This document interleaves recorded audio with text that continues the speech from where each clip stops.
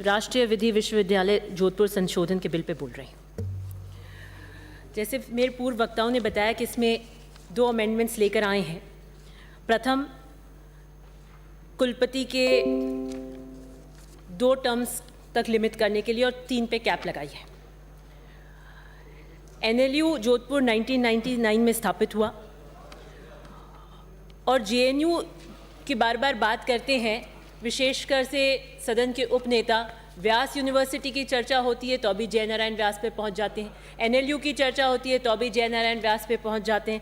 मुझे पता नहीं कि राज्य में गधों की कमी होने से इतने व्यथित हैं कि कहीं से कहीं और दूसरे रेलेवेंस पे पहुंच जाते हैं। JNU के अंदर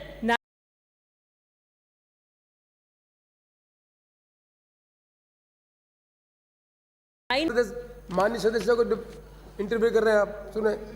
प्रोफेसर सक्सेना, जिसके बार बार कह रहे थे सदन के उपनेता कि शायद पीछे के दरवाजे से आप उनको लेकर आना चाहते हैं और इसी कारण आप ये बिल लेकर आए हैं, तो मैं आपको बताना चाहती हूँ कि प्रोफेसर सक्सेना 2013 के अंदर NLU जोधपुर की कुलपति बनी।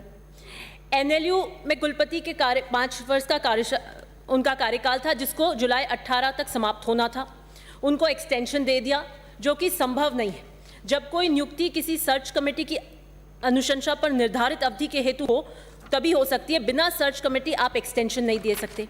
अब आप इसको बार बार पढ़ रहे थे कि आपने ये कैसे बना दिया। I would like to read out the extension letter by the Chief Justice of Rajasthan High Court, where he states, in exercise of the power vested in me under Statute 19/4, do hereby extend the tenure of Poonam Saxena as Vice Chancellor of the National Law University, Jodhpur, for a period of 5 years till she attains the age of 70.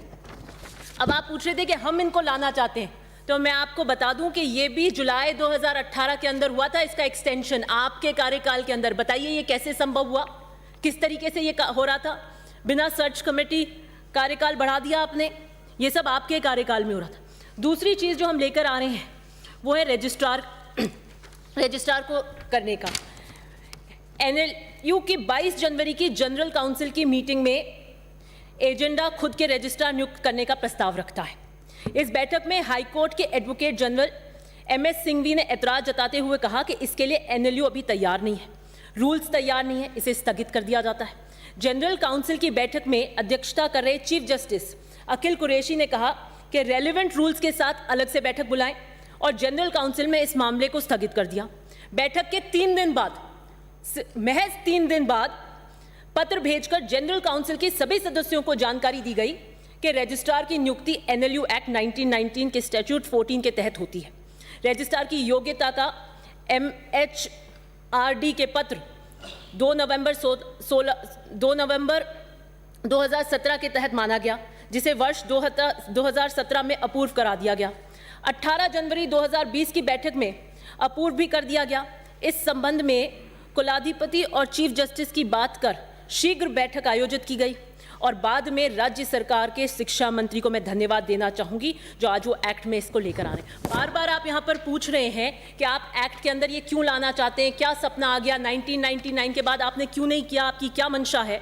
तो NLU के अंदर आप किस तरीके से स्वयं, जो राज्य सरकार का प्रतिनिधित्व होता है कुल सचिव, वहाँ पर आप उसको बाईपास करके स्वयं कर रहे थे, स्वयं यहाँ पर करने की कोशिश करी। और दूसरी बात में आप मुझे शायद टोकेंगे भी कि रिजर्वेशन हमारे यहाँ पर नहीं है स्टूडेंट्स का, जिसको अब लागू किया गया बहुत टाइम बाद में। उसका कारण है कि जब अगर कुल सचिव होता है यहाँ पर और ये इस तरीके की देखने को नहीं मिलती। एक दूसरा अभाव ये भी होता है कि देयर इज स्टेट से ऐसे NLUs को ग्रांट की बहुत कमी है। NLU Jodhpur received ₹50 lakh this academic year.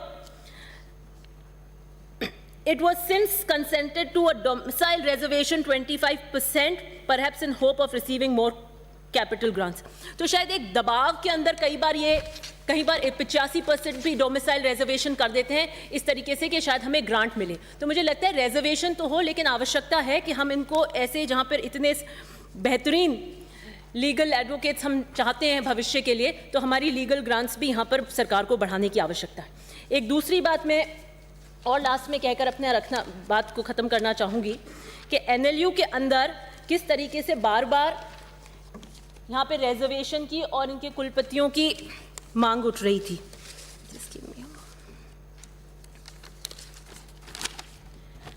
22 साल बाद भी वंचित रहे। और मैं एक ब्रीफ हिस्ट्री देके अपने आप को कंक्लूड करूंगी कि how long was the debate to get reservation in this particular university. वर्ष 2013 भाजपा की सरकार थी, सीएम तक मामला पहुंचा, कलेक्टर से रिपोर्ट मांगी, लेकिन तब तक सरकार बदल गई। 2014 शिक्षा मंत्री को अवगत कराया, यही कालीचरण जी सराफ मंत्री थे, और वो कहते हैं कि आई वाज वेरी सरप्राइज्ड, और वो कहते हैं एनएलयू मेरे क्षेत्राधिकार में नहीं आता, ये स्टेट एक्ट से बना हुआ है। 2015 में फिर मुद्दा उठाया जाता है, 16 में से 12 यूनिवर्सिटीज़ को ऑल ओवर इंडिया को रिजर्वेशन मिल जाता है। 2016 के अंदर नए सीएम को केस बताया जाता है, आश्वासन मिलता है, अफसरों को निर्देश भी दिए जाते हैं। 2017 के अंदर उस वक्त किरण महेश्वरी जी उच्च शिक्षा मंत्री थी, वो व्यस्त थी, वो सूरत गुजरात के चुनावों में गई हुई थी, तो वहाँ प्रतिनिधित्व मंडल है और उनको कहता है कि आप यहाँ पर करें। 2018 के अंदर शिक्षा मंत्री विधानसभा में आरक्षण की घोषणा करती हैं। 2019 के अंदर कमेटी की रिपोर्ट 1 साल तक नहीं आती और काउंसिल उससे रिपोर्ट मांगता रहता है। 2020 में रिपोर्ट के बाद भी एनएलयू इस पर कोई निर्णय नहीं लेता, फिर कोरोना आ जाता है। मैं धन्यवाद देना चाहती हूँ मंत्री महोदय को कि 2021 से सरकार ने एनएलयू की जानकारी मांगी और उसमें हमारे रिजर्वेशन, राजस्थान के रिजर्वेशन की घोषणा करी। बहुत बहुत धन्यवाद। सदस्य धन्यवाद। पर जनमत